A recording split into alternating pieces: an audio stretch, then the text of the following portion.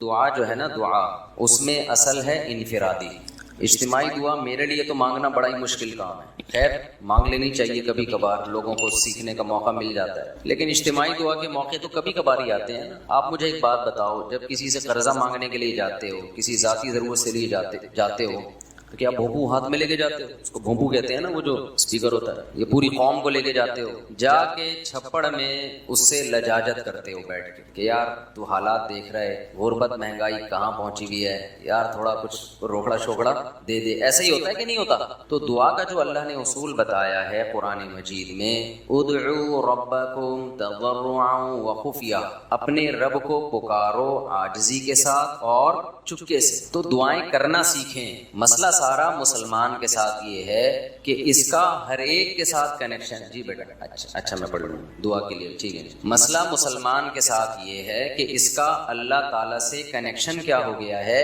کمزور. اسی سے سارے مسائل کھڑے ہو رہے ہیں. تو دیکھو آج کے اس بیان میں نا جو بات سیکھنے کی ہے، میرے لیے بھی آپ کے لیے بھی، جو میں جتنی باتیں کرتا ہوں میں اس میں سب سے پہلے اپنے آپ کو خطاب کر رہا ہوں. میرا کبھی یہ دعویٰ نہیں ہے کہ جو باتیں میں کر رہا ہوں تو وہ مجھے ضرورت ہی نہیں ہے، اور بھائی میں سب سے پہلے اس کا خود محتاج ہوں کہ اللہ مجھے عمل کی توفیق دے. اس لیے میرے یہ بیان نہیں ہوتے، یہ تکرار ہوتی ہے. مل بیٹھ کے کچھ نصیحت کی باتیں شیئر کر لیتے ہیں جو ہم سب بھولے ہوئے ہیں مجھ سمیت. آپ کہہ سکتے ہیں جب مل بیٹھ کے باتیں شیئر کرتے ہیں تو پھر نیچے بیٹھ کے گپ شپ لگائیں، اوپر کیوں بیٹھے ہوئے؟ تو وہ اس لیے بیٹھا ہوں اوپر کہ نظر آ جاؤں سب کو میں آرام سے. نیچے بیٹھوں گا تو نظر نہیں آؤں گا، اس لیے مجبوری میں اوپر بیٹھا ہوں. سمجھتے ہیں اس لیے نہیں بیٹھا کہ میں نصیحت کرنے والا ہوں تو میں کو بہت نیک آدمی ہوں، تو میں چونکہ بڑا آدمی ہوں تو میرا مقام بہت عظیم انسان ہوں. میں عظیم تو قیامت میں پتہ چلے گا بھائی، عظیم کون ہے اور وسیم کون ہے. یہ کب پتہ چلے گا؟ قیامت میں پتہ چلے گا عظیم کون ہے اور وسیم کون. دنیا میں تو کچھ بھی ہو سکتا ہے. تو اس لیے ہمارا سب سے بڑا مسئلہ کیا ہے آج؟ جو ڈپریشن، اسٹریس، بیماریاں، پریشانیاں،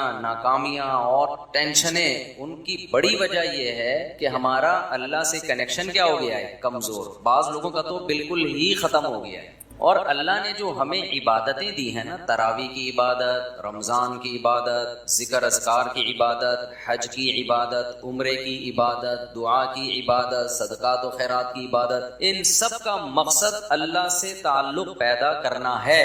آج سب کچھ ہو رہا ہے مگر اللہ سے تعلق نہیں ہو رہا. یہ بڑا مسئلہ ہے. دیکھو ہمارے ایک دوست تھے، ان کے یہاں اللہ تعالیٰ معاف فرمائے کوئی واقعہ ہوا گھر میں خودکشی کا. بے روزگاری کی وجہ سے کسی نوجوان نے خودکشی کی. اللہ تعالیٰ اس نوجوان کی مغفرت کرے. بہرحال کبیرہ گناہ لیکن دعائیں مغفرت تو کرنی چاہیے. مجھے جب اطلاع ملی میں نے ان کے والدین کو سمجھایا. وہ بہت ٹینشن میں آئے ہیں ماں باپ کہ ہم نے بھی تانے دیے تھے اس کو بے روزگاری کے، تو اس کی ٹینشن اس نے زیادہ لے لی ہے. میں نے کہا یہ ٹینشن زیادہ لینے والی بات بالکل غلط. بات یہ ہے کہ ہم نے اپنی ضرورتوں کے دائرے بہت زیادہ وسیع کر لیے ہیں کیونکہ ہمارا اللہ سے کنیکشن نہیں. اب چاہتے ہیں کہ سب کی توندیں فل بھریں، پیٹ بھرے، گھر بڑے بڑے ہوں، گاڑیاں سب کے پاس ہوں، بینک بیلنس سب کے بھرے ہوئے ہوں، بالکل ایش کی زندگی ہو، کوئی ٹینشن نہ ہو. اللہ تو ہے ہی نہیں نا بیچ میں. اللہ بیچ میں ہے ہی نہیں کہ اصل کامیابی ہے کہ خدا خوش ہو ہم سے. وہ تو ہے ہی نہیں، وہ تو مقصد ہی نہیں ہے. تو جب دولت کو باپ بنا کے، شہرت، عزت، خواہشات کو باپ بناؤ گے، میرے بھائی کھمبوں سے ہی چپکو گے. پھر جاتے کوئی کھمبے سے چپکے گا، کوئی زہر پیے گا، کوئی نہیں بھی پیے گا نا تو ڈپریشن سے مرے گا. وہ برین ہیمریج سے مرے گا ڈپریشن میں. صحابہ کے پاس جو ہے نا 24 گھنٹے میں ایسے حالات بھی آئے ہیں کہ 24 گھنٹے میں ایک کھجور ہے کھانے کے لیے. وہ تو ٹینشن اور ڈپریشن کی گولیاں بھی نہیں کھا رہے تھے اس وقت. ایسے حالات آئے نا جنگوں میں کہ 24 گھنٹے میں کیا کھایا. ایک صحابی نے جب بتایا نا کہ ہم 24 گھنٹے میں پتہ نہیں 2-3 کھجوریں کھاتے تھے. لوگوں نے کہا اس میں گزارا کیسے ہوتا تھا؟ انہوں نے کہا ہم سوچتے تھے جب یہ بھی نہیں ملتی تھی، جب ایک کھجور ملتی تھی، ہم ان دنوں کو یاد کر کے 2 کھجوروں پہ خوش ہوتے تھے. لوگوں نے کہا بھائی جب ایک کھجور ملتی تھی اس پہ کیسے ٹینشن ختم ہوتی تھی؟ انہوں نے کہا ہم اس دن کو یاد کرتے تھے جب کھجوروں کی گٹلیاں چوسا کرتے تھے، کھجور بھی کھانے کو نہیں ملتی تھی. آج کباب پراٹھے کھا کے کھمبے پہ لٹکتا ہے جا کے. ٹینشن سے جو مرتا ہے نا خودکشی کرتا ہے. پہلے پیٹ بھرے گا، کھائے گا، نرم بستر پہ لیٹے گا. رات اس نے نرم بستروں پہ گزاری ہوگی. میرے بھائی اللہ سے تعلق پیدا کرنا صرف آخرت کے لیے ضروری نہیں ہے، دنیا کے لیے پہلے ضروری ہے. دنیا آپ کی اچھی نہیں ہو سکتی جب تک اللہ سے تعلق بحال نہیں ہوتا. ہم نے سورہ یوسف پوری پڑھ لی. یعقوب علیہ السلام کی ساری زندگی ٹینشنوں میں گزری ہے. ان ٹینشنوں میں ساری زندگی کیا کرتے رہے ہیں؟ صرف دعائیں مانگتے رہے ہیں. حالانکہ دعائیں بظاہر قبول ہوتی ہوئی نظر نظر بولو نہیں آ رہے ہیں, دعائیں قبول ہی نہیں ہو رہی ہیں بظاہر. یہ کیسی قبولیت ہے بھائی دعا کی؟ جب اللہ نے ایک خوبصورت بیٹا دیا, اس کو خواب آیا, خواب سے لگا کہ یہ پیغمبر بنے گا, تو یعقوب علیہ السلام نے اسی وقت سے دعائیں مانگنا شروع کر دی, اے اللہ اس کو زمین کا لوگوں کا امام بنا, جو تو نے نعمت کی ہے نا میرے دادا ابراہیم پر, اے اللہ وہ نعمت مکمل کر میرے بیٹے یوسف کے ذریعے, اس کو بھی نبی بنا. اس وقت سے دعائیں مانگی ہوئی کہ نہیں مانگی ہوں گی؟ نظر بد سے بچنے کے لیے بھی دعائیں مانگی ہوں گی. بہت خوبصورت بیٹا تھا, اے اللہ اسے حاسدوں کے حسد سے بچا, مانگی ہوں گی کہ نہیں مانگی ہوں گی؟ بھائی بولو کیا ہو گیا؟ یہ دعا بھی مانگی, اے اللہ اسے حاسدوں کے حسد سے بچا, اتنا خوبصورت بیٹا ہے یہ, اتنا نیک بچہ ہے یہ, لیکن سارے کام بظاہر کیا ہو رہے ہیں؟ الٹے. حسد بھی کھا رہی ہے, بھائیوں نے اٹھا کے کنویں میں ڈال دیا اور باپ کی نظروں سے اوجھل. تو کیا کہا ہے یعقوب علیہ السلام نے کہ میں خودکشی کروں گا, میرا بیٹا کہاں ہے؟ بھائی تم نے جو کرتا لا کے دیا مجھے جس پہ جھوٹا خون لگا ہوا ہے, یہ جھوٹ بول رہے ہو, اور پھر مسلسل ڈپریشن ٹینشن میں جاتے جاتے بالآخر خدا نہ خواستہ کوئی خیال آیا ان کے دل میں خودکشی کا. وہ کیا کر رہے ہیں؟ فصبر جمیل, میں کیا کروں گا بھائی صبر, کیونکہ میرے پاس تو کوئی تحقیق کا ذریعہ بھی نہیں ہے کہ تم سچ کہہ رہے ہو کہ جھوٹ کہہ رہے ہو. دعا بظاہر قبول ہونے کے بجائے کیا ہو رہی ہے؟ رد ہو رہی ہے. کوئی مایوسی کی بات نہیں کی یعقوب علیہ السلام نے, اے اللہ میں تجھ سے کیا مانگ رہا تھا اور تو میرے ساتھ کیا کر رہا ہے, تو مجھے ٹینشن دے رہا ہے, مجھ سے کیا گناہ ہوا ہے؟ اور ایسا بھی نہیں کیا یعقوب علیہ السلام نے روحانی علاج والوں سے رابطہ کیا ہو, بے شرم لوگوں سے, کیونکہ یہ بڑے بے شرم ہیں. اچھے گھر جادو ٹونے کے نام پہ ان بے شرموں نے تباہ کیے ہیں. جادو ہے, ٹونا ہے, فلانا ہے, ڈمکانا ہے, جو اصل کام کرنے کا ہے اس سے یہ کیا کر دیتے ہیں؟ آپ کو ہٹا دیتے ہیں. یعقوب علیہ السلام اللہ سے کیا کر رہے ہیں؟ دعائیں مانگ. وہ دعا کیسے قبول ہو رہی ہے؟ یوسف علیہ السلام مصر میں بجائے کنویں سے نکلنے کے مصر کے بازاروں میں بول لو نا کیا ہو گیا, فروخت ہو رہے ہیں. پھر دوسرا بیٹا بھی گیا تھوڑے دنوں, ایک ملنے کے بجائے بنیامین بھی چلا. رو رہے ہیں, جو غیر اختیاری چیز رو رہے ہیں, غیر اختیاری ہے نا. تو بچوں نے کیا کہا کہ آپ ابھی تک یوسف کو یاد کر کے رو رہے ہیں. کیا فرمایا؟ انما اشکو بثی وحزنی الی اللہ, میں اپنے غم کس کے سامنے بیان کرتا ہوں؟ اللہ کے سامنے. اللہ کے سامنے تو بیان کیا جائے گا غم. واعلم من اللہ ما لا تعلمون, میں اللہ کے بارے میں وہ کچھ جانتا ہوں جو تم نہیں جانتے. ناکامیوں کے نقشے میں کامیاب کرنا کس کا کام ہے؟ اللہ کا کام. مایوس نہیں ہوں, جو ہو رہا ہے میرے حق میں بہتر ہو رہا ہے, اگرچہ مجھے سمجھ میں نہیں آ رہا. تصور نہیں تھا نا بادشاہ بنا کے اللہ ملائے گا. ان کے مسائل خدا کی قسم ہمارے مسائل سے کئی گنا زیادہ تھے. میں مانتا ہوں بے روزگاری ہے, مہنگائی ہے, پھر بھی پراٹھے کھا رہے ہیں لوگ اس مہنگائی میں بھی, پھر بھی زیادہ کھا کے مر رہے ہیں, کم کھا کے نہیں مر رہے لوگ. اور جو کم کھانے والے ہیں, جو واقعی غریب ہیں, ان کے یہ مسائل بھی نہیں ہیں, انہیں صبر آ رہا ہے. زیادہ تر عیش پرست لوگ ہیں جن کو صبر نہیں آتا. تو یہ سارے مسائل کس کی وجہ سے میرے بھائی؟ اللہ سے تعلق نہ ہونے کی وجہ سے. حضرت مولانا شرف علی تھانوی رحمہ اللہ نے بڑی پیاری بات لکھی. ایک مرید نے نا ان کو لکھ کے دیا کہ مجھ سے گناہ نہیں چھوٹتا, گناہ کرتا ہوں توبہ کرتا ہوں, گناہ کرتا ہوں توبہ, چھوٹ نہیں رہا. حضرت توبہ کر کر کے تھک گیا. انہوں نے فرمایا کرتے رہو, اس توبہ کی وجہ سے تعلق تو بحال ہے نا اللہ کا. چلو محبت کا تعلق نہیں, معذرت کا تعلق تو ہے, ایکسکیوز کا تعلق تو ہے. نہیں آئی میرا خیال ہے بات سمجھ میں. ایک تعلق ہوتا ہے اطاعت کا تعلق, فرما برداری کا تعلق. اصل تو یہ تعلق ہے کہ آپ اللہ کے فرما بردار بن کے رہیں. اور ایک تعلق ہوتا ہے فرما بردار نہیں ہے لیکن معذرت کر رہا ہے بار بار, تعلق تو ہے نا.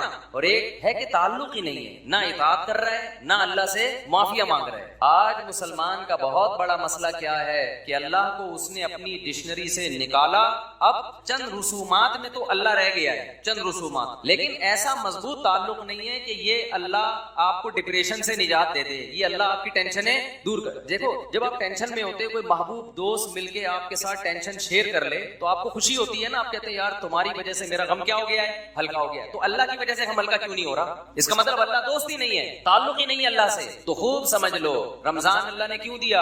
اللہ سے تعلق پیدا کرنے کے لیے. جتنی عبادتیں بھائی تم اللہ سے کوئی دوستی لگاؤ, راز و نیاز کیا کرو اللہ تعالیٰ سے. تو اللہ سے جو دوستی ہے نا اور تعلق ہے, اس میں سب سے زیادہ پاورفل چیز کیا ہے؟ وہ ہے دعا. آج میں نے دیکھا ہے لوگ نماز پڑھ لیتے ہیں کسی نہ کسی درجے میں, تلاوت کر لیتے ہیں کسی نہ کسی درجے میں, صدقات و خیرات بھی ٹوٹے, ویسے تو نہیں ہو رہے جیسے ہونے چاہیے لیکن چلو ٹوٹے پھوٹے صدقات و خیرات بھی ہو جاتا ہے, عمرہ بھی کر لیتے ہیں, پیسہ اللہ دیتے, حج بھی کر لیتے ہیں. اللہ سے مانگنے کا شوق ختم, بس ایک فارمیلٹی پوری ہوتی ہے. اجتماعی دعاؤں میں اجتماعی دعائیں ہوتی ہیں نا, اس میں آ رہے ہیں, اب تو بینر بھی لگ رہے ہوتے ہیں ہمارے یہاں رو رو کے دعائیں مانگی جائیں گی. یعنی یہ بھی ایک انٹرٹینمنٹ کا ذریعہ بن گئی یہ چیز. میں کسی کی نیت پہ شبہ نہیں کر رہا, ٹی وی میں پروگرام دیکھ لو پہلے, کئی اب پتہ نہیں آ رہے ہیں کہ نہیں آ رہے, باقاعدہ ڈھیے لگ رہے ہیں, ٹھیک ہے نا, اور پورا ایک انٹرٹینمنٹ ہو رہا ہے. پورے سال خدا کے سامنے کبھی آنسو بہانے کا موقع کی توفیق نہیں ہوتی, گڑ گڑانے کی توفیق نہیں نہیں ہوتی، یہ بہت بڑی دل کے اجڑنے کی دلیل ہے۔ تو جتنے یہاں پر لوگ بیان سننے آئے ہوئے ہیں، اعتکاف میں آئے ہوئے ہیں، نیت کریں کہ اس دل جس میں وحشت پیدا ہو چکی ہے اللہ سے، دل کی اس وحشت کو ختم کرنا۔ میں جب حضرت مفتی رشید احمد صاحب رحمہ اللہ سے بیعت ہونے کے لیے گیا تو حضرت نے ہمیں کچھ معمولات بتائے۔ وہ معمولات آپ نے نہیں کرنے، آپ کہیں وہ کون سے معمولات ہیں، وہ میں بھی بتاتا ہوں، لیکن وہ آپ کے کرنے کے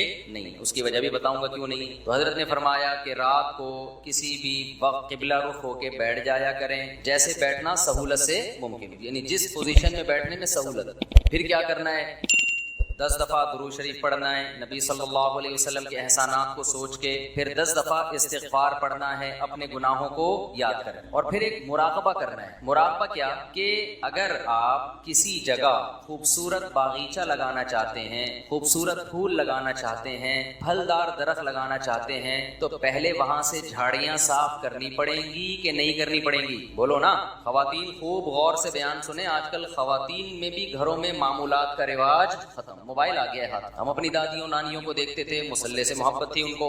آج ہم عصر کے بعد نا بات کر رہے تھے کہ فٹنس، فزیکل فٹنس کی نا، مجھ سے اکثر لوگ آ کے پوچھتے ہیں آپ اتنے باریک کیوں ہیں؟ ٹھیک ہے، تو میں تو کچھ کوئی خاص نہ کوئی بہت زیادہ ایکسرسائز ہے، پراٹھے پڑتا رہتا ہوں۔ تو میں بتا رہا تھا کہ پہلے زمانے کے لوگ تو کوئی ٹریننگ نہیں تھی، کوئی فزیکل فٹنس کی چیزیں نہیں تھی، پھر بھی فٹ تھے۔ تو مجھے اپنی دادی یاد آ رہی تھی۔ اب آج خواتین واکنگ بھی کرتی ہیں، جاگنگ بھی کرتی ہیں، جم بھی جا رہی ہیں۔ میں اس کے خلاف نہیں ہوں، پردے کے ساتھ کیا جا سکتا ہے، کیونکہ گھر میں اور تو کچھ ہو نہیں رہا، تو پھر تو کھا بڑی اسپیڈ سے رہی ہیں، تو پھر وہی ہوگا نا جو مردوں کے ساتھ ہو رہا ہے، جو عورتوں کے ساتھ ہو رہا ہے، پٹ پٹا کے دھماکے کے ساتھ اطلاع آ جاتی ہے، ایک دن آج یہ دنیا سے چلے گئے۔ لیکن ہم جب پرانی عورتوں کو دیکھتے ہیں، اپنی دادیوں نانیوں کو، تو انہوں نے تو ایک ایک تخت پہ پوری عمریں گزار دی۔ میں اپنی دادی کو میں نے میرا خیال ہے 20 سال دیکھا ہے، 20 سال اپنی دادی کے ساتھ گزارے، تو 20 سال سے میں ان کو تخت پہ ہی دیکھ رہا تھا۔ ایک تخت تھا، شاید ان کو جہیز میں 1903 میں ملا ہو کہیں، یا 1904-05 میں جا کے ملا ہو۔ اس کے اوپر ایک چادر تھی، اس کے اوپر ایک دری تھی، اس کے اوپر ایک اور چادر تھی، اس کے اوپر ایک اور دری تھی، ایک دری کے نیچے کیلا رکھا ہوا ہوتا تھا، دوسری دنی کے نیچے کوئی پیسے ویسے رکھے ہوئے ہوتے تھے،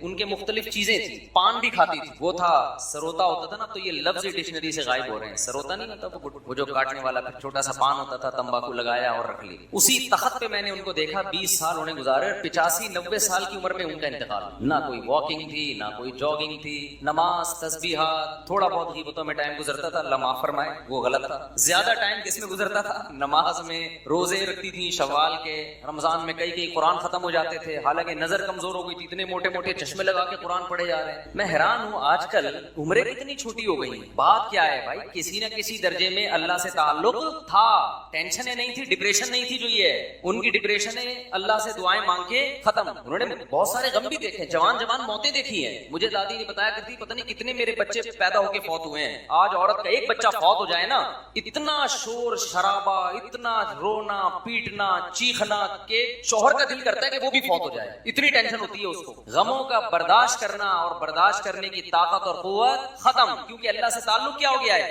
ختم۔ پہلے بڑے آرام سے ایک جملہ، بھائی ما قدر اللہ، یہ دیا، یہ اولاد دی اللہ نے، لینے والا کون ہے؟ وہ بھی اللہ، اس کی مرضی لے، تھوڑا بہت روئے، اس کے بعد نارمل۔ تو وہ میں واقعہ سنا رہا تھا نا، ہمارے حضرت فرمایا کرتے تھے کہ یہ سوچا کریں، 10 دفعہ درود شریف پڑھا، 10 دفعہ استغفار، اس کے بعد تھوڑی دیر مراقبہ وہ نہیں جو مراقبہ سینٹر کھلے ہوئے ہیں، ٹوپی ڈرامہ پتہ نہیں کیا کیا گھما رہے ہوتے ہیں، کوئی کشف کرامت وغیرہ چیزیں دکھا رہے ہوتے ہیں۔ مراقبہ کا مطلب اس کا استحضار کریں، ایک مثال سوچیں کہ جب کسان کو کوئی خوبصورت باغیچہ لگانا ہوتا ہے تو پہلے زمین سے جھاڑیاں اور کانٹے دار پودے صاف کرتا ہے۔ ایسے ہی نہیں لا کے کاشتکاری کر دی جاتی اچھی چیزوں کے لیے۔ جھاڑیاں اور خاردار پودے لگانے کے لیے ٹریکٹر چلانے کی ضرورت نہیں ہے، وہ خود بخود اگ جاتے ہیں۔ سیب، انار، انگور، ناشپاتی، گندم، چاول، یہ چیزیں لگانے کے لیے کیا چاہیے؟ جلدی میں مختصر بیان کرنے کا میرا ارادہ ہے، ذرا آپ میرا ساتھ دیں تاکہ بات بیٹھ جائے دماغ کے اندر۔ تو یہ چیزیں لگانے کے لیے کیا چاہیے بھائی؟ پہلے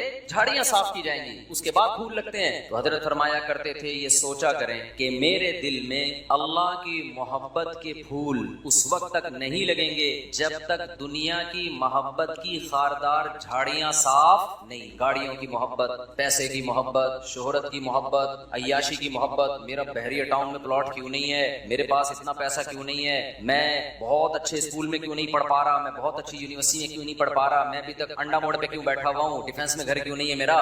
یہ مردار ہے بھائی, بے وفا چیزیں ہیں جن سے آپ نے دل لگایا ہوا ہے, روٹنے والی چیزیں ہیں. جو اتنے بڑے بڑے ترقی کر کے کہاں کہاں پہنچ گئے, تھوڑے دن میں کہاں جاتے ہیں, وہ قبر کے اندر کیڑے کھا رہے ہوتے ہیں ان کی لاشوں کو. جا کے دیکھا کرو نا, جا کے دیکھ لیا کرو, مرے ہوئے ہوتے ہیں, سڑے ہوئے, بو آ رہی ہوتی ہے ان کے اندر سے. ہمارے ایک جاننے والے, انہوں نے بتایا کہ آپ سے ایک سیٹ صاحب ملاقات کرنا چاہتے ہیں, بہت بڑے سیٹ, وہ بلڈر تھا, بہت بڑا, بہت ہی بڑا بلڈر. تو انہوں نے مجھے 2-3 دفعہ کہا آپ سے ملنا چاہتے ہیں. میں نے کہا ملنے, کہتے نہیں بھائی وہ اصل میں ان کی سیکیورٹی بہت ہے, تو وہ کیونکہ بہت زیادہ پیسہ ہے تو سیکیورٹی بھی اسی حساب سے, جتنا زیادہ پیسہ آتا ہے نا, پیسے کا گراف جتنا اوپر جاتا ہے, موت کا خطرہ بھی اسی حساب سے اتنا. عزت اور شہرت, یہ 2 چیزیں ایسی ہیں جتنی بڑھیں گی موت کا خطرہ اتنا ہی بڑھے گا. جو غریب آدمی اور مشہور بھی نہ ہو, وہ ٹرک کے نیچے آ کے بھی نہیں مرتا, میں نے اکثر دیکھا, پھر بھی بچ جاتا ہے, پھر بھی کہیں نہ کہیں سے بچ ہی جائے گا. جتنی عزت بڑھتی چلی جائے گی نا آپ کی, اور جتنا پیسہ آتا چلا جائے گا, موت کا چانس اسی حساب سے, کیونکہ حاسدین بڑھتے چلے جاتے ہیں. تو انہوں نے مجھے بتایا کہ بھائی وہ اتنا پیسے والا بلڈر ہے, وہ یہ فلانا پروجیکٹ اس کا چل رہا ہے, فلانا پروجیکٹ اس کا چل رہا ہے, تو مفتی صاحب جانا پڑے گا, وہ بہت عقیدت مند ہے آپ کا,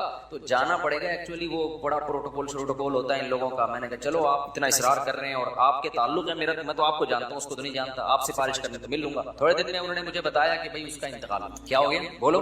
بھائی کل پرسوں تو ملاقات کی باتیں ہو رہی تھی. انہوں نے کہا بس وہ ہارٹ اٹیک ہوا اور دار فانی سے ہمیشہ کے لیے.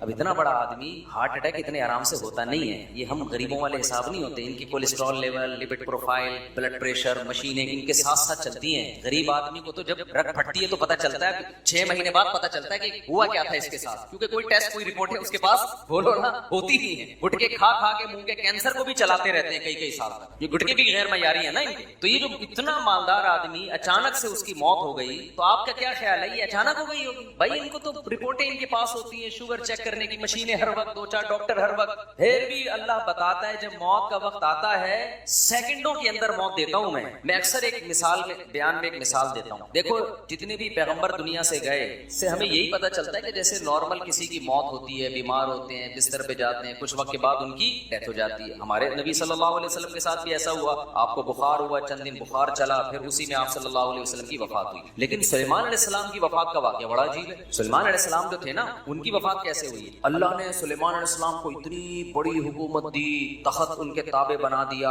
ہوائیں ان کے تابع کر دی, 100 بیویاں معذرت کے ساتھ. اتنا ظاہر ہے جب بہت پیسہ, صحت بھی, محلات بھی, ملکہ سبا مسلمان ہو گئی, آ کے اتنی بڑی حکومت مل گئی بیٹھے بیٹھے, اتنے وسائل اور جنات پر روک سلیمان علیہ السلام. اور قرآن کے الفاظ کیا ہے, فلما قضینا علیہ الموت, سلیمان علیہ السلام نے ایسے لاٹھی یوں رکھ کے بیٹھے ہوئے ہیں اور تعمیراتی کام کروا رہے ہیں. یہ جو احرام مصر ہے نا, کوئی بھروسہ نہیں ہے جنات نے بنایا, کیونکہ یہ عجائب دنیا کا ایک عجوبہ اسی وجہ سے ہے کہ سائنسدان اور ماہرین حیران ہیں کہ یہ بغیر جوڑ کے اتنی بڑی بڑی اینٹیں کون سی کرینوں نے لا کے یہاں رکھی ہیں. تو عین ممکن ہے جنات نے اٹھا کے پہاڑوں پہ رکھ دی ہوں, تو کوئی چیز کسی سے نہ اٹھ رہی ہو نا, وہ ایک ہاتھ, چلو یار جان میں رکھ جاتا ہے, پورا ٹاپک چینج ہو جاتا ہے. اچھا, تو لیکن سلیمان علیہ السلام کی موت کیسے ہوئی ہے؟ لاٹھی زمین پہ اور ایسے روپ کے ساتھ کرسی سے ٹیک لگا کے بیٹھے ہوئے اپنی نگرانی میں کام کروا رہے ہیں. مزدور لگے ہوئے ہیں ٹینشن میں, اور جنات بھی ٹینشن میں نا, محنت مزدوری کا کام کر رہے ہیں. قرآن کہتا ہے فلما قضینا علیہ الموت, ہم نے وہیں بیٹھے بیٹھے سلیمان کی روح کو قبض کر. انبیاء کے ساتھ معاملہ یہ ہوتا ہے کہ موت کے بعد پیغمبروں کا جسم خراب نہیں ہوتا, نہ ان کے جسم میں ذرہ برابر بھی کوئی تبدیلی آتی ہے. بالکل موت کے بعد ایسے لگتے جیسے زندہ ہیں, کوئی ان کے چہرے پہ تبدیلی نہیں آتی. ہزاروں سال گزر جائیں, لاکھوں سال گزر جائیں, اللہ نے پیغمبروں کے جسموں پہ نا, مٹی پہ پیغمبروں کے جسموں کو حرام کر دیا ہے. تو اب سلیمان علیہ السلام ایسے بیٹھے ہوئے ہیں اور آپ کی موت واقع ہو, جنات لگے ہوئے ہیں کہ وہ سمجھ رہے ہیں کہ یہ کیا ہے, زندہ ہے. قرآن کہتا ہے کہ دیمک نے ان کی لاٹھی کو کھانا شروع کیا. زمین دابۃ الارض تاکل من ساتا, وہ زمین کا کیڑا جو تھا نا, وہ کھاتے کھاتے جب وہ بیلنس آؤٹ ہوئے تو سلیمان علیہ السلام دھڑام سے زمین پہ گرے. تبینت الجن, جنات کو پتہ چلا ہو بھائی یہ کیا ہو گیا. اب سوال پیدا ہوتا ہے, اے اللہ تیرے اتنے محبوب پیغمبر جن کی تو اتنی تعریفیں کر رہا ہے, اور تو نے ان کو دنیا میں ایسی حکومت دی, قرآن کہتا ہے کہ نہ ان سے پہلے ایسی حکومت کسی کو ملی, نہ ان کے بعد ملے گی ایسی حکومت. اتنے وسائل, اتنی دولت, اتنی پاورفل ریاست, اتنے وسائل, 100 بیویاں کسی کو مل سکتی ہیں؟ اویلیبل ہی نہیں ہے مارکیٹ میں. مل سکتی ہیں کیا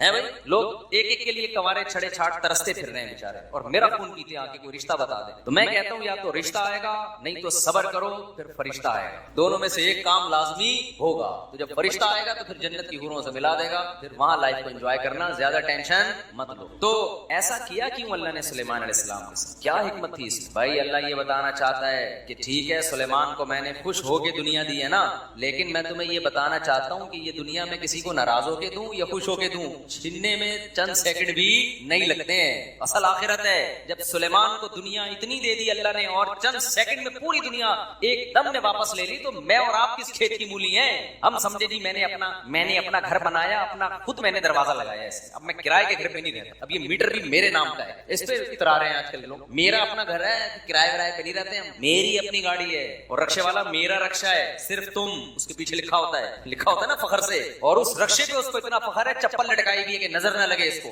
اور بھائی ٹرک کو نظر لگی تھی تو یہ رکشہ بنا تھا, اس کو کیا مزید کیا نظر لگے گی؟ تو میرا گھر, میرا بنگلہ, میری گاڑی, ہر آدمی اسی بے وقوف اسی چکر میں لگا ہوا. بھائی ہماری ضرورت 2 وقت کی روٹی ہے, بھائی 2 وقت کی روٹی مل گئی, جسم کسی بڑی بیماری سے محفوظ ہے. اس کے بعد اگر آپ ٹینشن لے رہے ہو نا دنیا کی, تو یہ آپ کی کھوپڑی کا فالٹ ہے, یہ اس کی علامت نہیں ہے کہ اللہ کی طرف سے آپ پر مصیبتیں آ رہی ہیں. مصیبتیں کہاں آ رہی ہیں؟ صبح بھی کھانے کو ملتا ہے, شام کو بھی کھانے کو ملتا ہے. لوگ کہتے ہیں خالی کھانا ہی تو ضرورت نہیں ہے, جھوٹ بولتے ہیں لوگ, صرف کھانا ہی ضرورت ہے ہماری, باقی ساری آپ کی بنائی بھی ضرورتیں ہیں. جب بھی یہ بات کرو نا لوگ کہتے ہیں مولویوں کو دیکھو صرف کھانا ہی تھوڑی ضرورت ہے, صرف رات گزارنا ہی تھوڑی ضرورت ہے. تو کیا ضرورت؟ مسافر کو تو کھانا چاہیے اور سفر میں ٹائم پاس کرنے کے لیے اچھی سیٹ چاہیے نا, کہ اس میں آرام سے سو سکوں, کمر سیدھی کر سکوں. اب اکانومی کلاس میں آپ کمر سیدھی نہیں کر سکتے آپ جب تک برتھ کا انتظام نہ ہو, لیکن اس میں بھی لوگ کر لیتے ہیں. آپ اکانومی کلاس میں ٹرین میں بیٹھو, چادریں لگا کے سو رہے ہوتے ہیں, اس میں جھولے بھی مل رہے ہوتے ہیں, تو ضرورت کا خود ہی انتظام کر لیتے ہیں نا. تو بھائی ہمیں بھی رات کو سونے کے لیے کوئی سوٹیبل جگہ مل جائے اور صبح اور شام ہمارا پیٹ کسی طریقے سے پورا نہ بھی بھرے, 1/3 بھی بھر جائے نا, جو ضروری ہے بہت ہے. اس کے آگے ساری غریبیاں ہیں, ان غریبیوں کے ملنے پہ خوش ہوا کرو, لیکن نہ ملنے پہ ٹینشن نہ لیا کرو. نہ ملنے پہ اگر ٹینشن ہو رہی ہے تو یہ دنیا مردار کے عاشق ہونے کی علامت ہے, اور جس دل میں دنیا کی مردار کی محبت آئے گی, اللہ کی محبت کا تو سوال ہی پیدا نہیں ہوتا. یہ 2 محبتیں ایک دل میں جمع نہیں ہو سکتی. تو اس گند کو پہلے دل سے نکالنا پڑے گا. جیب سے نہیں نکالو دنیا کو, دل سے نکالو. سمجھ رہے ہو کہ نہیں سمجھ رہے؟ جیب سے کا مطلب ہے سب کچھ لٹا دیا جائے, نہ دل سے نکالو. جیسے جب آپ سفر کرتے ہو نا ٹرین میں یا بس میں, تو دل میں اس ٹرین اور بس کی محبت نہیں ہوتی, لیکن اس کو استعمال بہرحال کر رہے ہوتے ہو آپ کہ بھائی سہولت کی چیز ہے یار, پیسے زیادہ ہوں گے تو جہاز میں چلا جائے گا. محبت تھوڑی کرتا ہے کہ اتنا اچھا جہاز ہے تو میں نے یہی بیٹھے رہنا ہے, مجھے اٹھنا ہی نہیں آ سکتا. تو میں وہ بتا رہا تھا ہمارے حضرت کیا فرمایا کرتے تھے کہ جب بیٹھو تو 10 دفعہ استغفار, گناہوں کی معافی, 10 دفعہ درود شریف. پھر کیا کرنا ہے؟ یہ بہت اہم اس میں سبق ہے, اس لیے میں یہ بتا رہا ہوں کہ کیا یہ ہمیں نصیحت کرتے تھے. پھر کیا کرنا ہے؟ یہ مراقبہ کرنا ہے کہ جب تک کسی باغیچے سے جھاڑیوں کو صاف نہ کیا جائے, پھول بوٹے اس میں پیدا نہیں ہوتے, تو جب تک دل میں دنیا کے جو گٹر اور دنیا کے محبت کے جو گٹر ابل, اس کو گٹر ہی کہا کرو, دنیا مردار کی محبت کی کیا یہ گٹر ہے. دنیا مردار کی محبت کے گٹر یہ جب تک بند نہیں ہوں گے, اللہ کی محبت کے چشمے نہیں پھوٹیں گے. ایک ہی سوراخ سے گٹر کا پانی بھی نکل رہا ہو اور چشمہ بھی نکل رہا ہو, کبھی دیکھا آپ نے؟ بولو نا کیا ہو گیا بھائی؟ جس سوراخ سے چشمے نکلتے ہیں ان سے گٹر کے پانی نہیں نکلتے, اور جن سوراخوں سے, کراچی میں تو الحمدللہ یہ مثال سمجھانے کی ضرورت ہی نہیں ہے, ہر سوراخ سے گٹر کا پانی نکل رہا ہے. تو کبھی آپ نے دیکھا چشمے ابلتے ہوئے کراچی میں؟ تو جس دل میں دنیا مردار کے گٹر کا پانی ابلتا ہو, اس دل میں اللہ کی محبت کے چشمے نہیں پھوٹ. تو یہ حضرت فرماتے تھے یہ مثال سوچیں. کیوں سوچیں؟ آگے بتا رہا ہوں. پھر ایک اور مثال سوچیں, اور یہ ہمارے سب اکابر بتاتے رہے ہیں, صرف ہمارے حضرت کی بات نہیں ہے. دوسری کیا مثال کہ جب سفید کپڑوں کو نیل لگایا جاتا ہے اس میں چمک پیدا کرنے کے لیے, تو پہلے میل کچیل کو صاف کی, ڈائریکٹ نیل نہیں لگا دیا جاتا ورنہ عجیب سا لگے گا. پہلے اس کا میل اتارا جاتا ہے, اس کے بعد اس میں برائٹنس پیدا کرنے کے لیے, اٹریکشن پیدا کرنے کے لیے, اس گند اور میل کچیل کو دور کرنے کے بعد پھر اس کو نیل کے پانی میں ڈبویا جاتا ہے. پھر کیسا اجلا اور چمکتا ہوا نظر آتا ہے وہ. تو جب تک دل میں اللہ کے غیر کی محبت کا گند صاف نہیں ہوگا, اللہ کی محبت کے نیل سے دل چمکدار نہیں. یہاں تک کھوپڑی شریف میں بات آ گئی ہوگی میرا خیال ہے. پھر حضرت فرماتے تھے پھر اس کے بعد کیا کرنا. ابھی تو یہ سوچنا ہے, سوچنے کے بعد کیا کرنا. پھر اس کے بعد قبلہ رخ بیٹھ کے لا الہ الا اللہ کی ضرب لگانی. آپ لوگ یہ کام نہ شروع کر دیں, وجہ میں بتاؤں گا آخر. لا الہ کرتے ہوئے کیا کرنا ہے؟ دائیں طرف سر کو لے کے جانا ہے, اور توجہ یہ کرنی ہے کہ دل سے لا الہ کا مطلب کوئی معبود نہیں, کوئی محبوب نہیں, کوئی بھی نہیں. دل سے کیا کرنا ہے, سب کو نکال کے باہر, الا اللہ. پھر واپس گردن کو لانا ہے اور دل پہ چوٹ مارنی ہے, کس کی, الا اللہ. لا الہ الا اللہ, کوئی نہیں ہے, صرف کون ہے, اللہ. تو اس کوئی نہیں میں نا یہ سارا گند نکالنا ہے. گاڑی بھی نہیں, یہ بنگلہ بھی نہیں ہے, یہ پیسہ جس پہ رالیں ٹپکتی رہتی ہیں ہر وقت, اور کسی کو کوئی معشوق ہو اس کو بھی نکال دو اسی بہانے, موقع اچھا ہے. پاگل ہو رہا ہے اس کے پیچھے, اپنی صحت خراب کر رہا ہے, اپنا ایمان خراب کر رہا ہے. تو لا الہ دل سے باہر, الا اللہ, صرف کون, اللہ. جو بار بار یہ ذکر ہوتا ہے, لا الہ الا اللہ, لا الہ الا اللہ, لا الہ الا اللہ, لا الہ الا اللہ, لا الہ الا اللہ. آہستہ آہستہ ذہن بننا شروع کہ میرا معبود اور میرا محبوب کون ہے, الا اللہ, بس اللہ ہے. اس پہ بھی میرا خیال ہے کسی کو علمی لحاظ سے اشکال ہو سکتا ہے, بھائی اس حدیث, اس ذکر کا اور اس اسٹائل کا قرآن و سنت میں کوئی ثبوت, اس ذکر کا تو ہے لا الہ الا اللہ کا, اس اسٹائل کا تو کوئی ثبوت نہیں ہے. تو خوب سمجھ لیں کہ بطور علاج جب کوئی چیز کی جاتی ہے نا, اس کو تصوف میں شغل کہا جاتا ہے. ایک ہوتا ہے ذکر, ایک ہوتا ہے شغل. تو جو بطور علاج کے جو چیز کی جاتی ہے, مائنڈ بنانے کے لیے کی جاتی ہے, اس کے لیے ثبوت کی ضرورت نہیں ہوتی, اس کے لیے ثبوت کی ضرورت نہیں ہوتی. اس کو سنت اگر کوئی سمجھے گا تو پھر کیا ہے, یہ بدعت عمل ہے. بھائی قرآن و سنت سے اس انداز کا کوئی ثبوت نہیں ہے, لیکن ایک چیز تجربے سے ثابت ہو جائے کہ اس کا فائدہ ہو رہا ہے, اور فائدہ ہو کہ وہ چیز حاصل ہو رہی ہے جو اللہ چاہتا ہے, تو پھر اس کے لیے ثبوت کی ضرورت نہیں ہے. ہاں اگر یہ اجتماعی سطح پہ لوگوں کو بلا کے یہ سیٹ اپ شروع ہو جائے نا, تو پھر یہ بدعت کا ذریعہ ہونے کی وجہ سے کیا ہوگا, پھر نہ جائے. تو آپ یہ کام نہ کریں, کوئی بدعت نہ بن جائے نہیں, لیکن ایک کام آپ لازمی, جو میں نے اتنا لمبا چوڑا آپ کو یہ پورا طریقہ بتایا نا, آپ یہ نہ کریں یوں گردنیں, بعض لوگوں کے فرما بھی ٹیڑھا ہو جاتا ہے اس سے, یوں کرنے کے بعد پھر اٹھ ہی نہیں پا رہے نا, وہ ایسے ہی ہو گیا. تو یہ کام نہ کریں, بدعت کا کوئی ذریعہ نہ بن جائے. جب تک کسی شیخ سے باقاعدہ اصلاحی تعلق نہ ہو اور اس کی ہدایات اور رہنمائی نہ ہو, خود سے یہ کام نہ کریں. ایسی چیزوں سے بدعتیں پھر پھیلتی ہیں سوسائٹی میں. تو آپ نے کیا کرنا ہے, اللہ سے تعلق بحال کرنا ہے نا, تو اس کے لیے میں طریقے بتا رہا ہوں. روزانہ صبح اور شام میں لا الہ الا اللہ کے ذکر کا معمول 10 دفعہ کم سے, دیکھو تبلیغ والے تسبیح بتاتے ہیں, تیسرا کلمہ 100 دفعہ استغفار, 100 دفعہ درود شریف, صبح بھی اور شام. اصل تو یہ ہے, کیونکہ تیسرے کلمے لا الہ الا اللہ خود بخود آ گیا ہے. میں اس سے بھی آسان پیکج بتا رہا ہوں. اصل تو وہ ہے جو تبلیغ والے بتاتے ہیں. میں کیا بتا رہا ہوں اس سے بھی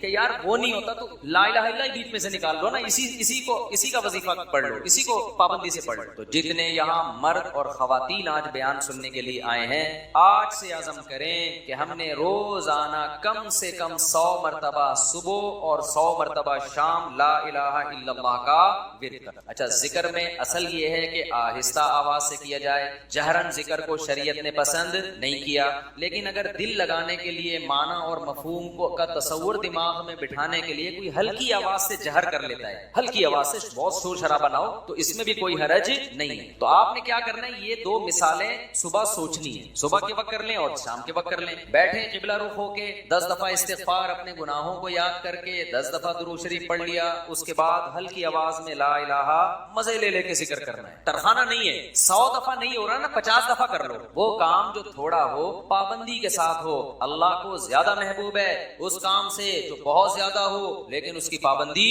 نہ ہو. تو کیا کرنا ہے, ہلکی آواز سے لا الہ الا اللہ, لا الہ الا اللہ, اور تصور کوئی نہیں ہے. لا الہ کا مطلب, اللہ قرآن میں کہتے ہیں افرأیت من اتخذ الہہ ہواہ, تم نے ایسے لوگ دیکھے جن کا معبود ان کی خواہشات ہیں, خواہشات کو اپنا خدا بنایا ہوا ہے. تو لا الہ میں آپ نے کیا تصور, میری خواہشات میرا خدا, جس کے دل میں بھی, وہ ہر آدمی کو پتا ہے مجھے کس سے زیادہ عشق چڑھا ہوا ہے, گاڑی سے زیادہ ہے, بنگلے سے زیادہ ہے, بحریہ ٹاؤن سے زیادہ ہے, یہ کس سے ہے, جو گھسا ہوا ہے نا دل کے اندر. کسی کو کسی چیز سے ہوتا ہے, کسی کوئی, یہ جو عاشق ہوتے ہیں نا جن کو حرام عشق ہو جاتے ہیں, ان کو کہا جاتا ہے اس محبوبہ کا تصور کر کے دماغ سے نکالا جو حرام عشق ہے. سمجھتے ہو کہ نہیں سمجھتے؟ تو آج سے یہ وعدہ کرتے ہیں کہ نہیں کرتے, 10 دفعہ استغفار, 10 دفعہ درود شریف. پھر یہ مثال بھی سوچنی ہے کہ جب تک جھاڑیاں صاف نہ کی جائیں, پھول بوٹے اس کھیتی میں پیدا نہیں ہوتے. تو میں نے بھی جب تک یہ گند اپنے دل سے نہیں نکالوں گا نا, اس وقت اللہ کی محبت کے چشمے نہیں پھوٹیں گے. اسی نیت سے کہتا ہوں لا الہ کوئی نہیں ہے الا اللہ, صرف کون ہے, خدا کی قسم لا الہ الا اللہ. اگر آپ نے چند مہینے کر لیا,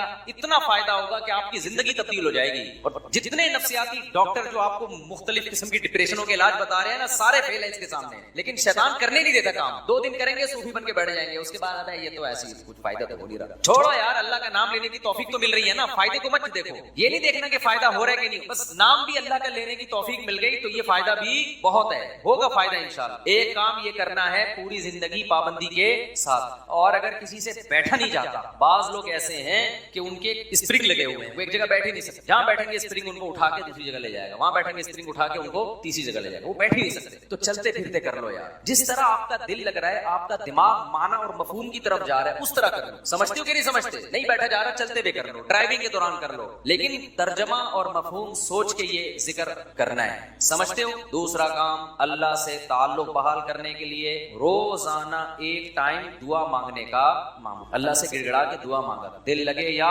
ना लगे, बातें करना सीखो। लोग कहते हैं हमारे पास अल्फाज ही नहीं होते दुआ के, आ जाएंगे आहिस्ता आहिस्ता, जब करते रहोगे ना अल्फाज भी अल्लाह सिखा देगा। आदम अलैहिस्सलाम ने जब तौबा की है, कुरान से पता चलता है उनके पास अल्फाज नहीं थे कि अल्लाह से कैसे तौबा करूं मैं, परेशान थे, तौबा के अल्फाज नहीं थे। कुरान कहता है फतलक़ा आदमु मिर रब्बिही, रब ने आदम को सिखाए अल्फाज, ये अल्फाज से दुआ मांगो। तो जब आप अल्लाह के सामने गिड़गिड़ाओगे तो इंशाअल्लाह अल्लाह आपको अल्फाज भी सिखाता रहेगा। दुआ ही में एक और काम करो, एक किताब आती है मुनाजाते मकबूला, क्या नाम है किताब का? मौलाना अशरफ अली थानवी रहमहुल्लाह ताला ने कुरान और सुन्नत में सही अहादीस में जितनी दुआएं हैं उन तमाम दुआओं को एक छोटे से किताबचे में जमा कर। यहाँ तक बात क्लियर हो गई? फिर क्या किया है, अब सारी दुआएं रोजाना मांगना तो बड़ा मुश्किल, तो बहुत सारी दुआएं हैं, तो उन्होंने उन सारी दुआओं को 7 हिस्सों में हफ्ते के 7 दिनों में डिवाइड कर दिया है। उससे वो पढ़ना क्या हो गई है, आसान। फिर लिख दिया है हफ्ते की दुआएं, इतवार की दुआएं, पीर की दुआएं, मंगल की दुआएं, बुध की दुआएं,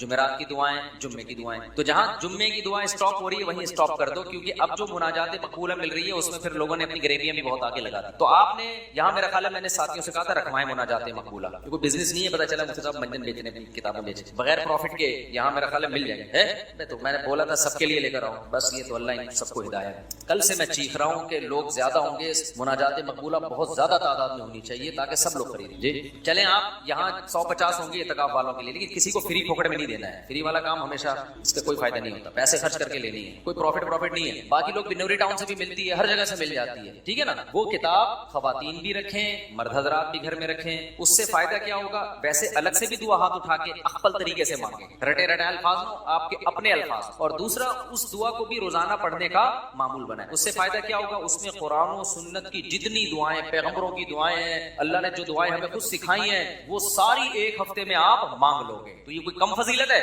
बहुत बड़ी फजीलत है। और फिर एक और खानदानी फायदा होगा, जब आप वो पाबंदी से पढ़ने का मामूल बनाओगे ना, तो 6-7 महीने, साल के बाद जाके वो सारी दुआएं आपको याद होना, एक वक्त आएगा आपके सीने में दुआओं का बहुत बड़ा जखीरा होगा। तो मामूल बनाओगे कि नहीं बनाओगे? मुनाजात मकबूला खरीदें। इसका ये मतलब नहीं कि अलग से दुआएं वो अलग से मांगनी है। कितने काम हो गए? 3 काम। चौथा काम दुआ, वो तो मैं पहले बता चुका हूं, ये तीसरे काम में आ गया। चौथा काम आपने क्या करना है, रोजाना कम से कम 1 पारे की तिलावत करनी है। मोबाइल से जान छूटेगी ना, लोग कहते हैं फिर भाई सारा दिन मोबाइल में लगे रहते हैं, तो मोबाइल नहीं हो तो क्या करें? तो ये काम करेंगे तो फिर थोड़ा बहुत मोबाइल के लिए वक्त भी आपको मिल जाएगा। तो पहले अपने आप को अच्छे काम में बिजी तो करें ना। तो क्या करना है, रोजाना 1 पारा कुरान की तिलावत। अगर आप अटक के पढ़ते हैं, 1 पारा पढ़ना बहुत मुश्किल है, तो टाइम कर लें कि मैं रोजाना आधा घंटा कुरान मजीद की तिलावत करूंगा। ये भी मुश्किल लग रहा है, ज्यादा फंटर बनने की जरूरत नहीं है, आप कहें 25 मिनट करूंगा, ये भी मुश्किल लग रहा है, कोई बात नहीं, 20 मिनट पे ले आए। ये भी मुश्किल लग रहा है, 15 मिनट पे ले आए। ये भी मुश्किल लग रहा है, आप बना सिर्फ 10 मिनट में तिलावत करो, कोई टेंशन नहीं, ज्यादा के चक्कर में ना पड़े। शैतान क्या कहता है, तू बहुत नेक आदमी, ये 10 मिनट से क्या होता है, सारा मसला यहाँ से खराब होगा। आप 10 मिनट बैठ जाओ कुरान लेके। वो 10 मिनट जो पाबंदी के साथ हो, उस 2-2, 3-3 घंटे की तिलावत से बेहतर है जिसमें 2 दिन बहुत बड़ा वलीउल्लाह बना हुआ है, उसके बाद मार्केट से शार्ट हो। आई बात समझ में? तो रोजाना क्या करना है, तिलावत का मामूल बना। कितने काम हो गए? 4। 5वां काम क्या करना है आपने, देखो कुरान में तहज्जुद की इतनी ज्यादा फजीलत अल्लाह ने बयान की है ना, कि ऐसा लगता है कि जो जन्नत में जाएंगे वो तहज्जुद तो पढ़ते ही होंगे लाज़िम। कुरान से ऐसा लगता है, कहीं भी ऐसा नहीं है कि जन्नतियों की सिफत बयान की और तहज्जुद का उसमें तज़किरा ना हो। तो हिम्मत करके ना रात को 2 से 4 रकतें कम से कम पढ़ने का मामूल, और उस 4 और जो दुआ करोगे ना वो उसी 4 रकतों के बाद, वो एक मामूल मैंने बताया ना दुआ का, क्योंकि सबसे ज्यादा कबूलियत का वक्त कौन सा है, रात का। तो हमारी खवातीन को भी इन चीजों का एहतमाम करना चाहिए और हमारे मर्दों को। आप देखना इंशाअल्लाह जिंदगी में आहिस्ता आहिस्ता जबरदस्त तब्दीली आना शुरू होगी, सुकून आना शुरू होगा घरों में, इत्मीनान एकदम से नहीं हो जाता सब कुछ, थोड़ा सा अल्लाह से कनेक्शन बहाल होना शुरू हो। और ये तो है, यानी ये फराइज वाजिबात के बाद की बात कर रहा हूँ। और दूसरा जो अल्लाह के मखलूक के हुकूक हैं ان میں سب سے بڑا حق یہ ہے کہ مخلوق پہ پیسہ خرچ. انگریزوں والے اخلاق سے کچھ بھی حاصل نہیں ہوتا. لوگ تعریفیں کر دیتے ہیں بہت اچھے. گورا کیا کرتا ہے, مسکراتا بہت ہے, کبھی غصہ نہیں آئے گا اس کے پیچھے. اچھی بات ہے, یہ کوئی بری چیز نہیں ہے. روکڑا نہیں نکلتا اس کی جیب سے. بات آ رہی ہے سمجھ میں؟ بس یہ کہہ کے بیان ختم کر رہا ہوں. گورا پتہ ہے کیا ہے, بہت اچھا ہے. کیوں؟ جب آپ سے ملے گا نائس ٹو میٹ یو, آپ سے مل کے مجھے خوشی ہوئی. جب بات کریں گے مسکرا کے, اچھی بات ہے. حدیث میں آتا ہے مسکرا کے بات کرنا صدقہ. کبھی کسی سے لڑیں گے نہیں اور بڑے تمیز سے سب کچھ. روکڑا نہیں نکلتا گورے کی جیب سے. آپ جو دیکھ رہے ہیں بل گیٹس وغیرہ بہت زیادہ پیسہ ان کے پاس ہے, تو یہ جو کر رہے ہوتے ہیں نا, یہ ان کے چونی اٹھنی ہوتی ہے. سمجھتے ہو, یہ جو اتنا ٹرسٹ دے رہے ہوتے ہیں, یہ ان کی چونی اٹھنی ہے. تو ٹھنڈی نئی جنریشن کو تو ٹھنڈی کا مطلب ہی نہیں پتا کیا ہوتی ہے. نئی جنریشن جو ہے نا کچھ دنوں میں کہے گی کہ ہمارے ابا نا, ابے تو غریب آدمی, صرف 5,000 کا نوٹ تجھے جیب خرچی میں ملتا ہے, تجھے شرم نہیں آتی؟ یہ 5,000 کی یہ ویلیو ہونے والی ہے تھوڑے دنوں میں. تو خیر, اللہ تعالیٰ نے ہمیں حکم دیا ہے وفی اموالہم حق للسائل والمحروم, ان کے مالوں میں جو ضرورت مند لوگ ہیں ان کا حق ہے. ایسے صدقات و خیرات کیا کرو جیسے گورا ٹائم پہ ٹیکس دیتا ہے. ان کے یہاں ٹیکس کی بڑی ویلیو ہے. اچھا شہری ہے, ٹیکس میں ڈنڈی نہیں مارتا. ہم ٹیکس بھی دیں گے لیکن ہم اپنے رشتہ داروں پہ, غریبوں پہ, ضرورت مندوں پہ ایسے تجوریوں کا منہ کھولیں گے کہ گویا یہ اللہ کی طرف سے ہم پہ ٹیکس ہے. کنجوسی ختم کرو معاشرے میں. زکات دیتے ہوئے جان نکل رہی ہے, حالانکہ کتنی تھوڑی سی زکات ہے یار, کتنی تھوڑی سی زکات. بیٹیوں کے نام ہو رہا ہے زیور تاکہ زکات نہ دینی پڑے. خوشی خوشی دو یار, سال میں ایک دفعہ ایک اسلام کا رکن ادا کرنے کا موقع مل رہا ہے, اس سے بڑھا کے دیا کرو. 2.5% ہے, ہم 5% دیں گے. غریبی اللہ بھی تو ہمیں ضرورت سے زیادہ دے رہا ہے کہ نہیں دے رہا؟ جتنا اللہ کے ذمے ہمارا رزق ہے وہ تو 2 روٹی ہے, صبح اور ایک شام, اور بالکل فٹ فاٹ رہتا ہے. لیکن اللہ پراٹھے بھی کھلا رہا ہے. اللہ ہم تختوں پہ بھی سو سکتے ہیں, لیکن اللہ نے سونے کے لیے ہمیں کیا دیے ہوئے ہیں؟ گدے دیے ہوئے ہیں. ہر چیز ہمیں اللہ نے, ایک جوڑا ہمارا گزارے کے لیے کافی ہے جو سطر کو ڈھانپ لے. لیکن پیٹیاں کھولو, پوٹلوں کے پوٹلے نکل کے گریں گے نیچے. میرے بھائی, اللہ کیا ہمیں ترسا ترسا کے دیتا ہے؟ ہماری ضرورت سے کئی گنا زیادہ. تو جب اللہ ہم سے مانگتا ہے تو ہمیں بھی چاہیے اللہ کے لیے اپنے ہاتھ کو کھلا رکھیں. تو جتنے خواتین یہاں بیٹھی بیان سن رہی ہیں, جتنے مرد, ہر مہینے معمول بنائیں, کچھ نہ کچھ اماؤنٹ پابندی سے صدقہ کریں گے, اور اپنے بچوں کو سکھائیں گے. بچوں کو پتہ ہے آج کل کیا سکھایا جا رہا ہے؟ بیٹا پیسہ پیسہ جو ہے نا, اس پہ کبھی کمپرومائز نہیں کرنا. ہر وقت ان کے سامنے دولت کی باتیں, پیسے کی باتیں, دولت کی باتیں, پیسے کی باتیں, بزنس کی باتیں. لہذا جس بچے کو جاب نہ ملے وہ کھمبے سے لٹک کے مرتا ہے. بچے کو توکل کی باتیں کرو, بیٹا پیسہ ویسا کچھ نہیں ہوتا. ٹھیک ہے, اللہ نے ہمیں بہت دیا, لیکن یہ سب کچھ نہیں ہے. اصل عمل ہے. اصل کیا ہے؟ عمل ہے. قارون جب اپنے خزانوں کے ساتھ نکلا تو غریبوں نے کہا پیسہ ہی سب کچھ ہے. اہل علم نے کیا کہا؟ بھائی یہ کچھ بھی نہیں ہے, اصل عمل ہے. یہ اہل علم نے کہا نا, قرآن میں کئی بار بتا چکا. اپنے بچوں کو سکھاؤ, بیٹا پیسے کسی کی دولت دے کے رالے مت ٹپکانا. اصل کیا ہے؟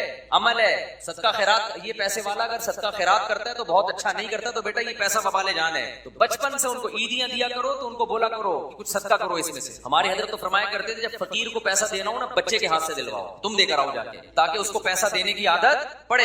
اپنے بچوں کے سامنے اپنی بہنوں پہ خرچ کیا کرو, اپنے رشتہ داروں پہ خرچ کیا کرو, تاکہ ان کو بھی بڑے ہو کر عادت پڑے کہ ہم نے بھی کیا کرنا ہے, اپنے بہن بھائیوں پہ خرچ کرنا ہے. ابا مر رہا ہوتا ہے, وصیت کر رہا ہوتا ہے میری بیٹیوں کا خیال کرنا, اگلا بول رہا تھا تو نے کون سا اپنی بہنوں کا خیال کیا کبھی زندگی میں؟ دادا یہی حسرتیں لے کے دنیا ہے, ان کی بہنوں کی تو وراثتیں کھا کے بیٹھا ہوا ہے ابا ہمارا, پھوپھیوں کی وراثتیں کھا ہوتا ہے نا ابا میں, سارا وہ اسی سے تو چل رہا ہے. تو بھائی دل بڑا کرو گے تو اللہ بھی کیا کرے گا, ہاتھ اپنے بڑے. اور دل کنجوس کرو گے نا, بچا بچا کے گلک لا کے دیے ہیں بچوں کو. گلک میں میرے اللہ کا بڑا فضل ہے, جب میں بچپن میں گلک رکھتا تھا نا, مجھ سے 2-4 دن تک چلا ہی نہیں آتا. بعد لات مار کے توڑتا تھا, میں جا کلفی کھا, آئس کریم کھا. یار ہم جاتے تھے ٹافیاں کھا رہے ہوتے تھے اور پتہ نہیں کون سی چھالیاں اور سوپ, ہم سے ہوا ہی نہیں یہ کام. اللہ نے بچایا ہمیں لعنت سے. اور گلک یار ایک ٹینشن ہے بھائی, مجھے کلفی کھانے کا بھی دل چل رہا ہے, دل چاہ رہا ہے, اور پیسے میں چمنی کس میں ڈال رہا ہوں؟ گلک میں. ٹینشن ہے یار, کھاؤ, کل کس نے دیکھی ہے. اسراف نہ کرواؤ کہ بھیک مانگ مانگ کے کھانا شروع کر دے لوگوں سے. لیکن بچوں کا دل کیا کرو, جب عیدیاں دیا کرو, بیٹا بھائیوں کو بھی کھلانا, باہر دوستوں کو بھی کھلانا. کھلانے والا بند, کھانے والے دنیا میں بہت ہیں, پھوڑنے والے کیا ہیں؟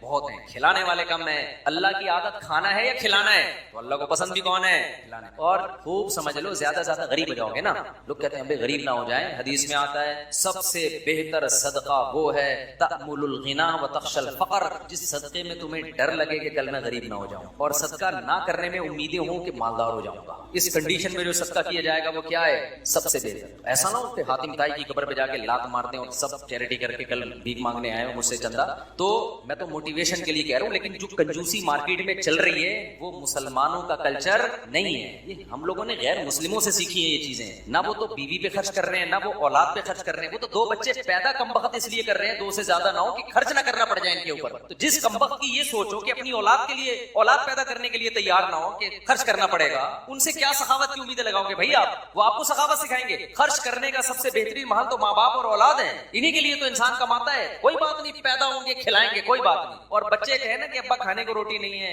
بیٹا روٹی ضروری نہیں ہے. اللہ پیٹ ضرورت کا، ہمارے نبی کو تو 40 دن روٹی نہیں ملتی تھی. کوئی ضروری نہیں ہے، جتنی ضروری ہے اتنی اللہ دے دیتا ہے. باقی اللہ زیادہ دے رہا ہے تو شکر ادا کرو، نہیں دے رہا تو کیا کرو. آج لوگ کہتے ہیں غربت کی وجہ سے نا لوگ ڈپریشن میں جا رہے ہیں، خودکشیاں ہو رہی ہیں. بھائی غربت کی وجہ سے نہیں، تربیت نہ ہونے کی وجہ سے ہو رہا ہے. یہ پہلے بھی غریب ہوتے تھے لیکن مائیں سکھاتی تھی، باپ سکھاتے تھے، بیٹا آج روٹی ہے ٹھیک ہے اور نہیں ہے تو کیا ہے، صبر کرو. میں ایک واقعہ سنا کے بس بیان کو سمیٹتا ہوں. ایک بزرگ کا واقعہ ہے کہ ان کے پاس نا ایک طالب علم پڑھا کرتا تھا. پہلے زمانے میں کیونکہ وسائل بہت کم ہوتے تھے دینی مدرسوں کے پاس، طلبہ بہت سے بھوک میں پڑتے تھے. تو ایک طالب علم تھا، وہ اب کبھی مدرسے میں روٹی مل رہی ہے کبھی نہیں مل رہی. تو وہ بزرگ تھے، وہ بھی اسی کے ساتھ بھوکے رہتے. جب روٹی ہے تو ٹھیک ہے، بھوکے نہیں ہے تو کھا لیا، چلو جی روٹی ہے تو کھا لیا. امام ابو یوسف جو امام ابو حنیفہ کے شاگرد ہیں نا، پتہ نہیں کتنے سال انہوں نے صرف دہی اور سوکھی روٹی پہ گزارا کیا، پھر جا کے علم حاصل کیا. اگر اس طرح کے ان کو تربیت دی جاتی کہ کامیاب وہ ہے جو پراٹھے پھوڑ رہا ہے اور یہ کھا رہا ہے، تو وہ تو ابو یوسف تھوڑی بنتے. پھر وہ قاضی القضاء، اسلامی دنیا کے جو سب سے پہلے مسلمان جج تھے نا، سب سے بڑی آبادی پہ، وہ امام ابو حنیفہ کے شاگرد ابو یوسف رحمۃ اللہ علیہ، وہ